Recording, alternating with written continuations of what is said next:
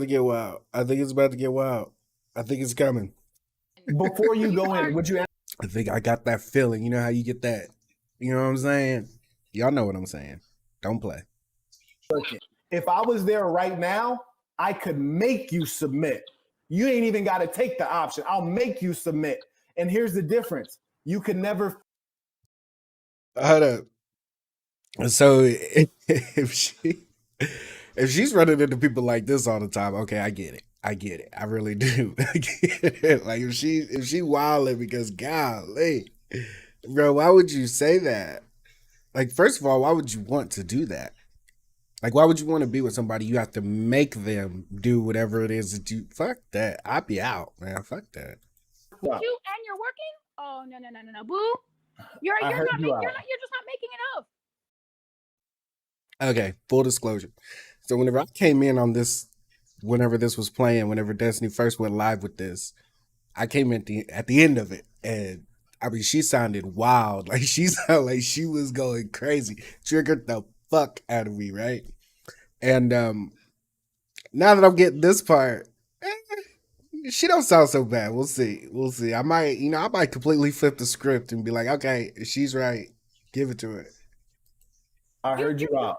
You have not earned the title of head of. That's why you're single. Co-captain. Let me help you out. And I love my co-captain. No, you're not. My co-captain is not going to. See, but okay, so with the captain, the co-captain thing, the only thing that I don't like is, like, I think 110% that if you both are putting in, then you both are, decision makers. Like, I have no problem with that. But see, here's the thing. So if you think that you're gonna put in like 20, 30%, even 40%, then you ain't no co-captain. You're not, because I'm still putting in the majority of the funds, so I get the majority of the say-so. Now, if you putting in 50-50, and that means 50-50 on everything, the whole spectrum, then hey, it is what it is. Like, I think that's cool. I like that. That's how I like my relationships. But if you think that you're going to just put in just a little bit of your pennies in there, and then you think that you got a big say-so in it, no. Now, if you coming home and you taking care of everything else, so let's say you're doing 30%, and then you're going home and you're taking everything out, you're taking care of everything else, then yeah, that makes sense too, because you came back up to the even level, so that makes sense. But if you ain't doing shit and you expect me to do half of everything, and you're only putting in 30%, that ain't gonna work out, not at all. I sort of learned the hard way that in these. Yeah, that's fine. So I saw the shorts on YouTube? Yeah. So I saw you in one of the shorts, and you were on the Bald and Burnt podcast. Jeez. And okay. But you know who I'm referring to. You know which one is which. Is this a nickname for Fresh and Fit? Oh, Fresh and Fit. Okay. I was like, who the fuck is that? Is that real? I got you. But that's fucked up. How you gonna go after them like that? You're part of the WL community, or do you even know what that is? Or I do not know what that is. Okay, why these nicknames? I think. Oh, we'll get into that. Okay, we'll get into that. Okay, we'll get into that. But I saw you. I just saw a very short clip, and I saw you really unloading the clip. I guess I call it unloading the intellectual clip. Some people call it, really giving really good talking points that are based in fact or statistical, whatever. Yeah, okay. I know what you mean. I got you. Yeah, okay. Yeah, you know exactly what I'm talking about. So I saw that. I'm like, who the hell is this white guy? First of all. Okay. A little racist, surrounded. okay. That is not racist. You were the only white guy there. It's like just a little bit. It was hard to not. It was hard. That's all right. It's okay. Go ahead. You're fine. I'm used to it at this point. It's okay to be racist to white people, so nothing you say can hurt me. Oh, we'll talk about that too. Okay, I know we will. Go ahead. I saw that clip and I thought to myself, first of all, that was the first time that I'd ever seen anyone really push back to the extent that you push back. Mm-hmm. Because a lot of people go on this podcast and it's the same shit. Sorry, can I swear? Yeah, you're good. Yeah, you're good. Okay, I'm not going to start. You already No, did no, it. I'm so sorry. You can say anything, but there's just no hate speech. But I feel like if I say that after making racial jokes, now it sounds like I'm trolling you. But Yeah, there's it's no kinda like fucked weird up. like Don't no, do that, like Desmond. racial slurs or whatever, and we're Don't good. You do can that. swear. It's fine. I say fucking shit all the time. Okay. Okay. Okay. Um, okay. So that was, mind you, I don't watch them. I think that they're degenerate. I think that they're, oh my God. Well, we'll get into that. But I don't watch them with any regularity whatsoever. It's usually just a clip here and there. But I saw the clip, I saw you pushing back, and I thought to myself, okay, well, this is the first time that I've seen someone push back to this degree, but not just push back. You were right. Like, some people push back and they think they're right, but it's just really logical fallacies or like circular logic. They don't really make sense. But Yeah, I know what you were absolutely 100,000% correct. And so I thought to myself, bro, what happened in this video? Because like this beginning part, she sounds really like coherent. Like she sounds like she knows what the fuck she's doing. But at the end, the part that I jumped in on, it was wild. Like she was sounding crazy, bro. So I don't know. I don't know what happened. What happened from A? I guess we're gonna find out. That's what's gonna happen. it's not necessarily an issue with you, but my issue, generally speaking, is sometimes when we're having these conversations, and Bald and Burnt, they sort of format it this way. Uh-huh. They Bald format it and in a way Burnt. where it's sort of racially ambiguous. Man, I wonder like if they don't name the if black they've seen this community, shit but yet. 'Cause really need to they're have her talking on about for the black sure. community. Some of these Yeah, issues what's really up with this Bald only and Burnt apply shit to the that black you over community, here but they're talking smart about? because they want to they want to go mainstream. They want to broaden their audience or the guests that they have on their show. So they're not going to name names. But and I think that sometimes that's where, you know, someone like you might go on the show and you might be saying things, and because you don't acknowledge that that dichotomy, you might say things that are a little bit like, I don't like that.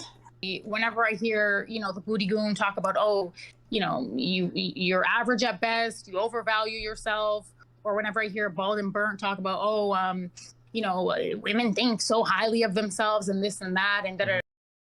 Who's the Booty Goon? Who is that? What she said? She said the Booty Goon, right? Is that Kevin?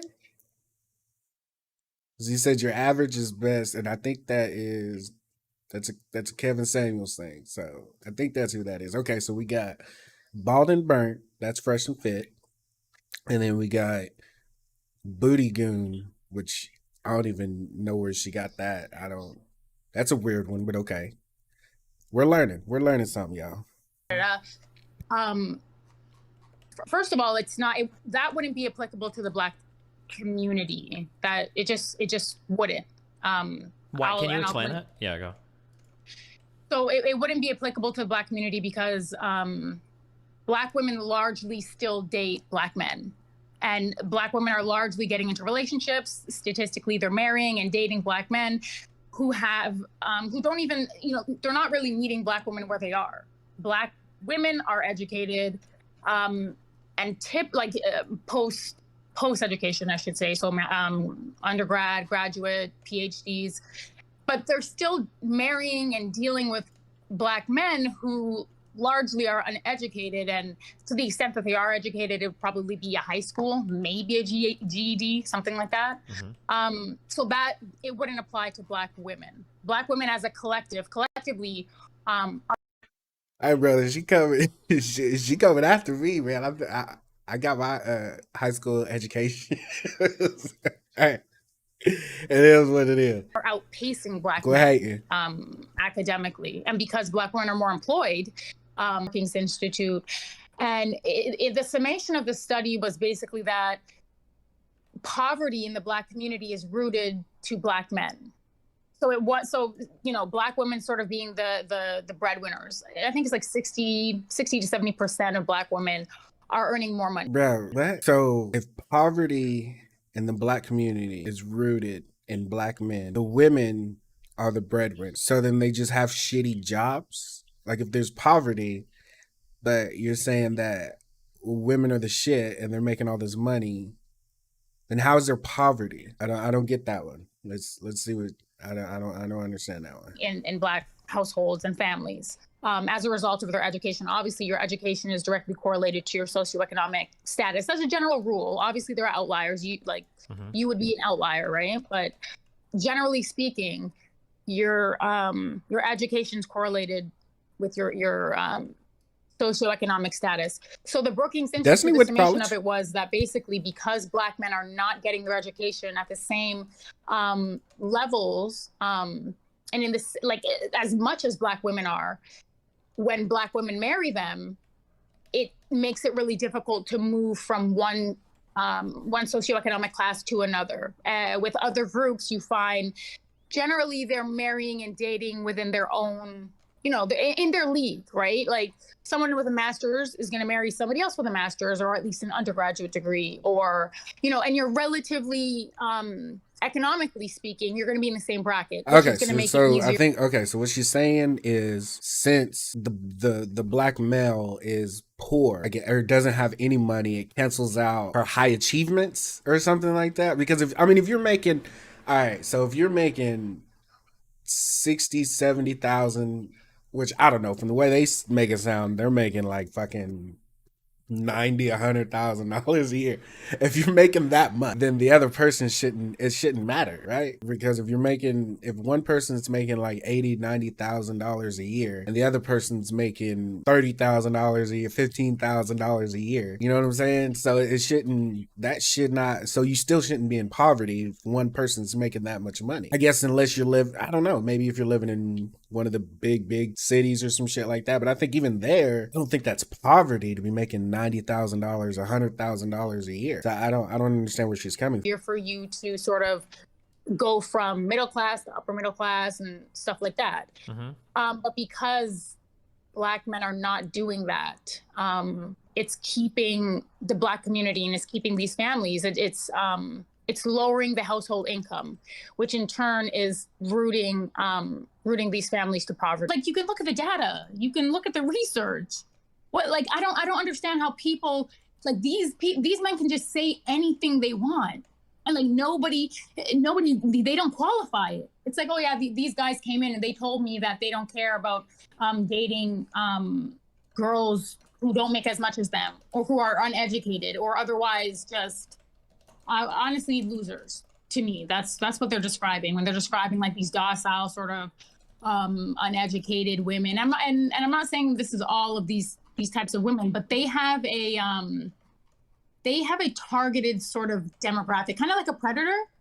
They know the types of women that they want to engage. And so, like, generally speaking, wealthy and affluent men are going to marry and date women who are in their same socioeconomic bracket. Like, I don't understand why they just say anything they want. So what they're saying though is they don't do that. That their brackets are down here, and the brackets that they're wanting is like way up here, and so they're saying that they don't do that. So, okay. And then I think I gave Sneeko and I think Fit, I think I gave the example of, like, if you were a guy that was making, like 6 figures or 7 figures or whatever, like, are you going to go, no, like, not to knock anybody's job or whatever, but you're probably not going to go and date like a Starbucks barista or a woman working at Target, I think was the example that I used. But all of them, they all actually unironically said, yeah, actually I would love to date like a woman working at Target because she's not like a slut. I was like, okay, that's interesting, I guess. But I mean, if they're going to answer yes, I don't know what I'm supposed to say at that point. But yeah, I don't really believe it, It just confuses me, Stephen. Honestly, and I don't mean to. Well, what part? I think it all makes sense from their perspective. What part is confusing? You think it makes sense? I think it. I mean, it kind of does, right? Because if you make like the money that they're even talking about, if you make that kind of money, you don't care. Like, if you're making enough to support yourself plus someone else, then why would you care? That's not a factor to you. Like, you would look at other qualities that you like in someone to make your decision. You wouldn't look at their financial status. Like, you wouldn't even look at that. That's why, like, so to me, it's like you're thinking as, I really don't want to say like a woman, but like you're not thinking as them. Like, you're not really putting yourself in their mind space of why they're coming up with these solutions. And they're saying that it doesn't matter. Like, it doesn't matter where you work at. And for a female, it does. Like, she's like, well, no, you need to be on my level or higher, which usually is higher, and usually it's way higher. So yeah, I mean, it to me, it makes sense. If you try to think the way that they're thinking about it, then it makes sense. I don't think she's doing that. I don't think she can. I think some people can't click that part in their brain to actually put themselves really in someone else's position. Like, I just really think people have a hard time doing that. And I don't think she can do it, or she doesn't want to do it, or she ignores it, or whatever. Because I mean, it's really easy to understand what Fresh and Fit, the red pill people are saying. Like, that's a really easy thing. My thing with the red pill thing would be the dudes that are like, there's no women or something like that. No women are wanting to mess with them or nothing like that, because I think that they're doing what the women do. I think that they're looking at these Fresh and Fit chicks like that are just like, I guess average is best, but they're looking way too high. Like, you gotta bring yourself down, bro. Like, you gotta get somebody that, like, if that class of a woman does not want you and none of them want you, then lower your standards. Like, your standards must be too high for where you're at, or get better. And that's what the red pills community says, raise your shit up, get up on their level. Now, if it's just a looks thing, then there's really not that much you can do. Go to the gym, do what you gotta do. But after that, and you're still not getting that type of woman that you want, then you just gotta lower it, bro. Like, it is what it is. I think from their perspective it does. Yeah, I mean, I understand why they're saying what they're saying. Why do you think they're saying what they're saying? Well, from their narrative, they feel like I guess from their perspective, women don't have to work or do anything, probably because they're like hold on, let me think. Let me put this into better words.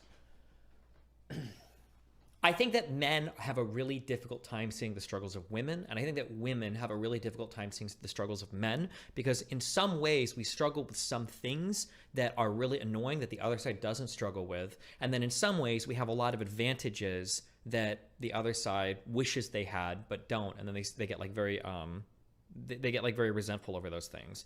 So like for men, like women are constantly offered dick, right? Like, every single time a guy talks to you, arguably he's trying to fuck you, or on dating apps it's insane, and in real life it could be insane. And there's like, for women, this might manifest in like as soon as I turn 11 or 12 years old, I have older men hitting on me, and it's incredibly fucking creepy, and it's irritating, and it's difficult to navigate, and there's a lot of resentment that might build up in a woman over her lifetime in relation to how men approach her, and that becomes an annoyance. But from the man's perspective, that type of sexual attention is something that he's chasing his entire fucking life. And then when he sees a woman get it so easily, and then when he sees a woman get it and discredit it so easily, like that, those types of dynamics, I think, can foster a ton of resentment between the races, between the sexes. And so when you're in this environment where you're like growing all of this resentment, but you also still have to like engage with the other sex, there's this weird like adversarial but cooperative dynamic that develops in some of these communities where like you fucking hate women, but you also fucking love women at the same time because they give you all of your validation, and that's like ultimately the goal you're looking for. And then I think from there, you start to kind of like draw out all of these really bizarro dating standards, or all of these really bizarro analyses. So this might be kind of like where it comes from, the idea like men have to become something and women can just be. Like, that's a pretty dumb statement taken on its own. But if you think to a man, if the only thing he's interested in is sex, well, in order for men to fuck, they usually have to become something. They've got to go through a lot of effort to do it. And for women, they don't have to go through as much. And if that's the only lens that you view like relationships or sexual dynamics or men and women through, then that would explain where that statement comes from. I think I've spoken about it before in terms of I disagree with a lot of the types of advice they give. I guess I'm more interested in ironing out places. You said we had disagreement in some places. Right, because I think you said verbatim that you said women overvalue themselves. I disagree with I don't know. Yeah, I don't know if I'd say women overvalue themselves. No, that's what you said. Well, I think it was more that there's like a feeling with how. So here's like one manifestation of that. Okay, here's an example of this. Women historically have tended to date upwards socioeconomically, right? Women tend to prefer men that either earn as much as them, or more than them. Hold on. Sorry, I'm so sorry. I don't want to cut you off. I just want to make sure. No, you can. Yeah, go ahead. Yeah. I agree with that. Is that a bad thing? Is that problematic in and of itself? Well, in and of itself, almost nothing is problematic. It's only Okay, well, problematic. is that a bad thing in any capacity, on any level, for women in a capitalistic society, in a patriarchal society? Well, actually, yeah, no, I would say in and of itself, I would say that's problematic. Yeah, for sure. If you always expect somebody to be out earning you, yeah, I think that's problematic. Well, but to make more money than you, when men have a higher or a better opportunity to make more money than you anyway. Okay, well, hold on. You asked me in a vacuum. But if you want to start like factoring in social conditions, then it's no longer in a vacuum, right? So in other okay, well, sorry, that's what I'm talking about. Yeah, okay, sure. So if we start adding some cultural factors in, then it becomes kind of more understandable. Men have more opportunities. Men generally out earn women. Men focus more on earning money, et cetera, et cetera. It makes sense that a woman is going to select for men based on income. That makes sense. But something that's kind of changing recently, I say recently, over the past really 20 years, women have exceedingly attained more and more and more educationally, and then it's starting to carry over income-wise into job market stuff. Now, something that's happened is women's earnings have gone up, but their dating standards haven't adjusted as quickly as their earnings have. So you're getting women that are making more and more money, but they're still looking for men that are out-earning them. So an interesting dynamic that you see play out in society is women, in some ways, have taken on some traditionally masculine roles, such as earning more money or being the primary breadwinner or just having a job and a career. But men aren't allowed to occupy traditionally feminine roles, like being a house taker or earning less money. So women are still looking for men to be like the masculine breadwinner, but they're also like earning money too. That would be an example, I think, of an unrealistic dating standard or something where people are shooting a little bit too high. Yeah. Okay, so I'm gonna push back on one thing. So while I do agree with you, you know, I think that once women have been given access to engage in the pedagogy, to have a political life, to have autonomy and agency, I think that they've hit the ground running, more or less. But I also believe that it took a very long time. Yep. It took a very long time for women to get to the positions that they're in now. And largely, you know, that whole superimposing themselves into masculine roles, it's still largely really not accepted. And I don't believe that women, well, again, I don't want to speak for everybody, but I don't. When we say not accepted, in Black communities or where? Because I would argue, especially in Canada and definitely in the United States, I think it's pretty accepted that women are like working careers and stuff now. I think it's pretty culturally pushed, and I think we see that in schools and broadly speaking across society. I think it's okay for women to be workers. In 2022, I don't think we shun that anymore. If that were the case, then the red pill community wouldn't exist. Like the manosphere wouldn't exist. Their channels, But it would, because what they're saying is, what Destiny just said, right? If you're making more money, see, the problem is that you're making more money, and so you're wanting the higher tier. So the higher tier that you go, the less men are in that tier, and the more that you're having to compete. So if you're not willing, like men are, to date down, then you're pretty much putting yourself in a bind. And I think so what she's saying is a lot more men need to get up to that level, is what she's saying. So that I understand what she's saying. So if you're telling me that a lot more men, so what she's saying is 40, 50, 60, 70, maybe even 80,000 a year is not acceptable for women anymore. But I think what I would say would be, fuck that, is what I would say. Like if you want to, because you compare, depending on where you live, but if $50,000 to $60,000 to $70,000 a year is good for you where you're at, and if females don't want that, then you need to be okay with just being alone. Like, I mean, it is what it is. Go get you a good set of friends, you know, that you could chill with and stuff. There's other ways of getting the physical side of a relationship. You don't need a woman to do that. Like, you really don't. So, like, if they're going to be so gung-ho on $40,000, $50,000, $60,000 a year, $70,000 a year is not good enough, then why even stress out about it? Just dip, bro. Like, I mean, it is what it is. Like, I mean, coochie ain't everything, bro. It really ain't. Entire ideologies is yeah, but I think that's exactly why they exist. Like, it used to be the case that before, if you're a woman, you're kind of fucked. You kind of have to find a guy that is just like working a job and earning money. And like in the past, all men really had to do was like be a man. You just had to like have a job, earn money, and you're kind of like guaranteed to get a woman to some extent because like fuck, you're the one that's making the money, and they're either going to live with their parents forever or they're going to find a guy and marry them. But now that women's options have dramatically expanded, men are having to compete at higher levels than traditionally they ever really had to worry about, right? Like 50 years ago or 150 years ago, men didn't have to worry about having like meaningful emotional connections with women. They just needed to lock down a job so that a woman, you know, kind of needed them to support them and their family. Yeah. Right. So, and I agree with you, but that's kind of what I'm saying. So they're complaining about something that has sort of been engineered by them. So if they're falling behind, well, who I think we got to be really careful about engineered by them, right? Like, when I say engineered by them, I mean that the power structure, these institutions, who created them? Men might have created the patriarchy, but a man didn't create the patriarchy, right? No, but not a man, but men. So you've never seen a men in your life. You only see a man, right? Individuals don't create systems. The systems are created but they benefit from them. Individuals don't create systems, but they benefit from them. Yeah, they either benefit, benefit, or they operate within them to their detriment. So now what you're seeing is women are benefiting from it, and not because of men, because of their own sort of tenacity, or And bro, how does that make sense? How does that make sense? So you're saying that men are getting fucked by the system that they created, right? And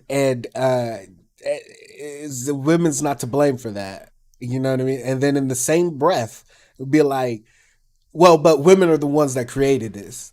Now that women are getting opportunities, they're the ones that are doing it. So either the men are at top and they're controlling whether or not women are getting these opportunities, or women are influencing it enough to where they're the ones that are making the decisions. So both of them can't be the same, if that makes any sense. Because of a lot of men too. Let's be fair. Men helped also for things like civil rights and education and all that. These Supreme Court men. Okay, but go ahead. No, that's not what I mean. I just mean that getting your education is putting in the work. That's what I'm talking about. Yeah, sure. Okay, that makes sense. So.